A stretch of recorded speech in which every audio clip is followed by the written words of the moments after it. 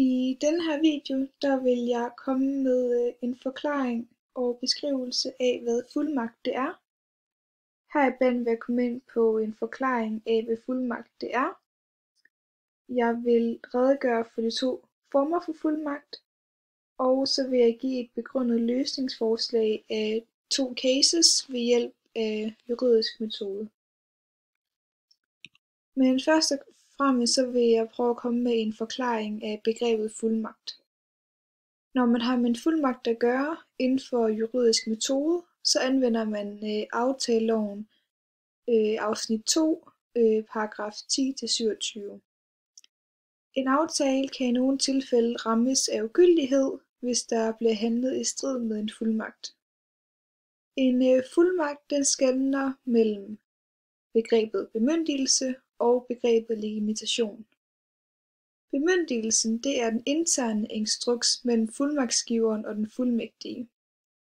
Indholdet af den her instruks det er som udgangspunkt ikke kendt for omverdenen, hvorimod legitimationen er den ydre fuldmagt, som er synlig og kendt for omverdenen.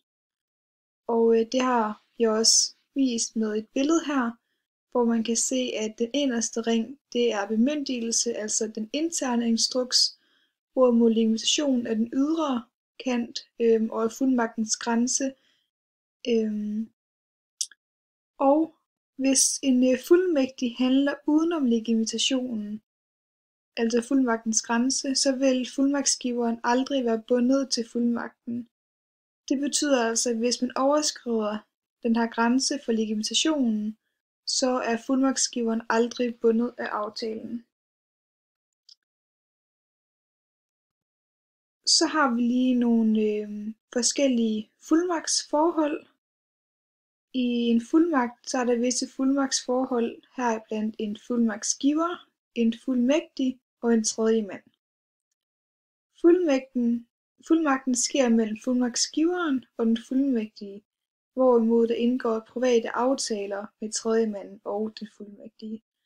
Og det kan man også se på det indsatte billede her, hvor vi har en fuldmagtsgiver og en fuldmægtig, hvor det her kunne så være en butiksejer, og det kunne være en ekspedient.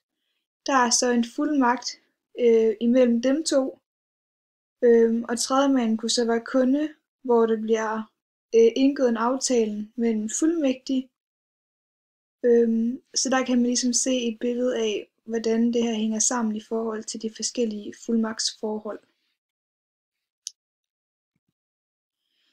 Så har jeg en redegørelse for de to former for fuldmagt. Først så har vi fuldmagten uden særlige kendetegn. Her er det kun fuldmagtsgiveren og den fuldmægtige, der kender til aftalen.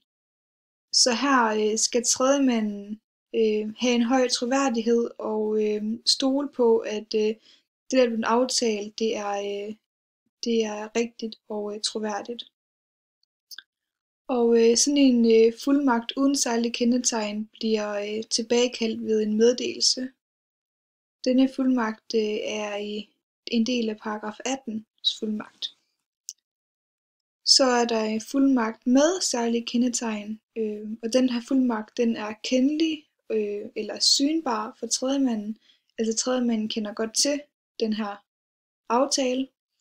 Den kan enten være skriftlig eller stillingsfuldmagt, og den her fuldmagt skal tilbagekaldes på samme måde, som den er opstået. Det vil sige, hvis den er blevet skriftlig opstået, så skal den også tilbagekaldes skriftligt igen. Og her sker der tit en effektiv tilbagekaldelse. Der er 4 forskellige fuldmagter med særlige kendetegn. Der er en stillingsfuldmagt, der er en specialfuldmagt, der er en offentlig bekendtgjort fuldmagt, og der er en skriftlig fuldmagt / en forevisningsfuldmagt. Og herover har jeg også sat et billede ind, som illustrerer, hvordan det hænger sammen i forhold til fuldmagtsgiveren og tredjemanden her. Der er altså en aftale, der forpligter, og tredjemanden og den fuldmægtige, der bliver en aftale forhandlet og indgået, og fuldmagten sker så imellem fuldmagten og den fuldmægtige, som man kan se her.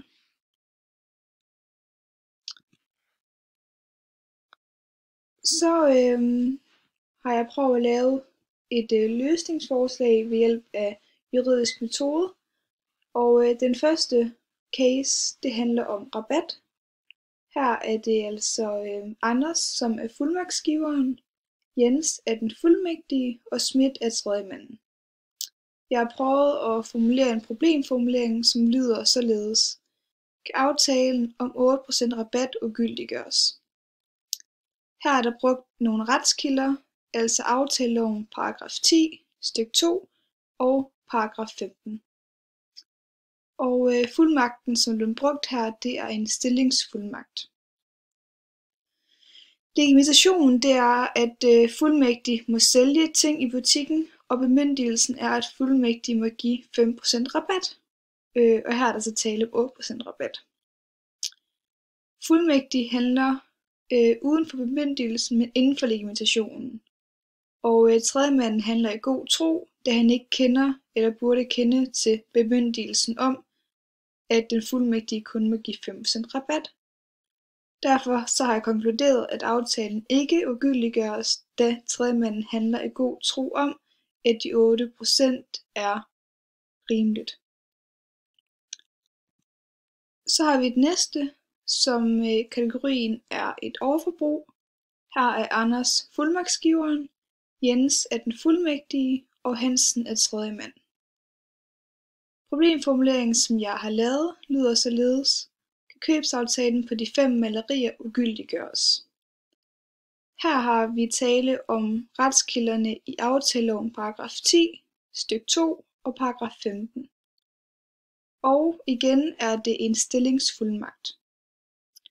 I den her case, der er legitimationen, at fuldmægtig må købe erhvervsting til butikken, og bemyndigelsen er, at den fuldmægtige må købe for 10.000 kroner. Den fuldmægtige handler i dette tilfælde uden for bemyndigelsen, men inden for legitimationen. Tredjemanden handler igen i god tro, da han ikke kender eller burde kende til bemyndigelsen om, at fuldmægtige må købe for 10.000 kroner. Derfor har jeg igen konkluderet, at aftalen ikke ugyldiggøres, da tredjemanden handler i god tro. Det var egentlig alt, jeg havde omkring fuldmagt.